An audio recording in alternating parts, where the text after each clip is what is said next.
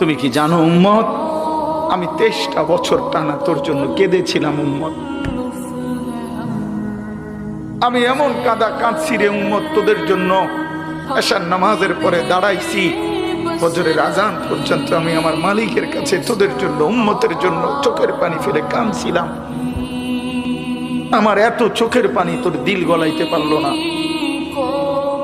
আমি তায়েফের পাথরের আঘাতে আমার পিঠটা চালনির মতো ছিদ্র ছিদ্র হয়ে গেছে রক্তে। আমি বুকে পেটে 2টা পাথর বাঁধছি ক্ষুধার কষ্টে। আমি উহুদের দান শহীদ করা রক্তে উহুদের ময়দানে পড়েছিলাম বেহুশ হয়ে। আমার ঘরের চুলায় 3 মাস রান্নার জন্য কোনোদিন চুলায় আগুন জ্বলে নাই। আমার এত চোখের পানি, এত রক্ত, এত ক্ষুধার কষ্ট, কিছুই তোর মন গলাইতে পারলো না, তোরে সেজদা দিতে পারলো না।